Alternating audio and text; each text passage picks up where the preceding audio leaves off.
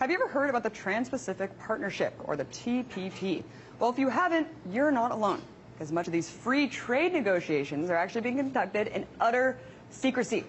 The TPP is a trade partnership between the United States and a whole host of Pacific Rim countries, from Canada to Chile to Australia and several others. Well, last week, TPP negotiations continued at a Gulf resort just outside of Washington, D.C. And just yesterday, 2 people were arrested after a tense standoff with police after attempting to blockade the international gathering. So to help us discuss more about what TPP actually is and why there is so much growing discontent over this new free trade agreement, I'm joined by International Campaigns Director for Public Citizen, Melinda+St+Louis. Thanks so much for coming on and talking to us. So you advocate against the Trans-Pacific Partnership. Well, we have been advocating since the beginning of the negotiations for the text to be released, for the secrecy to be broken open, so that we can see what's in it. And given that it has continued in utter secrecy, we have been forced to actually oppose what's happening, because what we've seen leaked from the negotiations are very concerning policies that could affect people in their everyday lives around the globe. And you actually had a question for the U.S. Trade Ambassador Dimitrios Marantis. Responding to a question that you asked him just last month regarding transparency, we actually wanted to play that really quickly. Okay.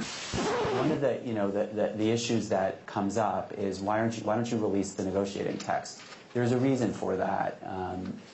When you're negotiating an agreement, if you're going to end up negotiating an agreement in public, it limits the ability of negotiators to have the flexibility to achieve the positions that are in the best interest of their country. And so that's why we're trying to strike a balance between ensuring the integrity of the negotiations, that we're not negotiating the TPP in the press, versus making sure that our stakeholders, whoever they are, whether they're from the business community, whether they're from NGOs, whether they're from labor unions, whether they're academics, have as much access to us, to the negotiators, as possible. So there he is saying, they're the most transparent negotiations ever, but then we have Senator Ron Wyden, chairman of the U.S. Senate Finance Committee on International Trade, Customs, and Global Competitiveness, who is urging Obama to open up the text. I mean, why is it that there's certain members of trade agencies that can't even see this text, Melinda? What is going on? He is the chair of the subcommittee of jurisdiction around international trade, and he has not had access to the text, nor has his cleared staff had access to the text. And this is actually goes against past practice in trade negotiations. And so that led him to actually introduce a bill saying that they needed to open up and allow at least members of Congress to have access to this text. Actually, prior to this round of negotiations here close to Washington, D.C., 8 members of Congress sent a letter to the U.S. Trade Representative asking for observer status at the negotiations. They, in the past, have had this type of access to the negotiators. They were denied. And so it's very disingenuous for Mr. Marantis to say that this is the most transparent. There are many examples. The Free Trade Area of the Americas, which was negotiated in the early 2000s, had a bracketed text that was released. The World Trade Organization, which isn't a paragon of transparency, also publishes draft texts.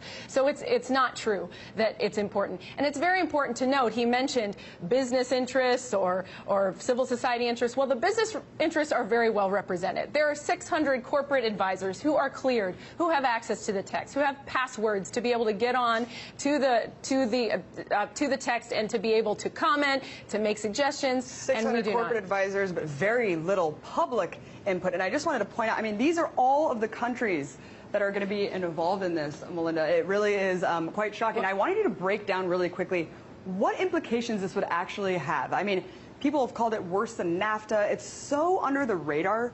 But really, talk about the international tribunal appointed by these things that could pretty much override our national sovereignty in terms of trade laws and things like that. Give us like a hypothetical scenario about what could happen with this international tribunal.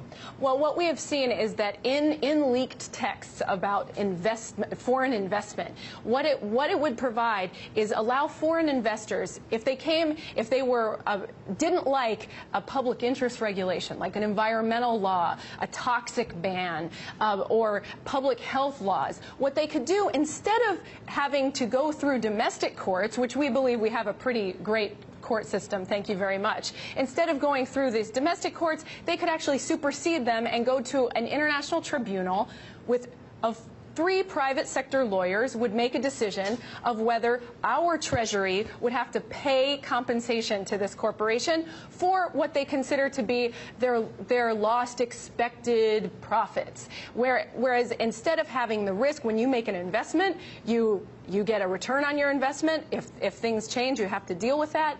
But in this case, they're actually trying to take away the risk from foreign corporations and actually give them more status than domestic corporations. Because if it were a national business that were affected by the same law, they would have to go through our domestic courts. They couldn't go to the international tribunal. So it actually privileges foreign investors over national corporations in all of the TPP countries.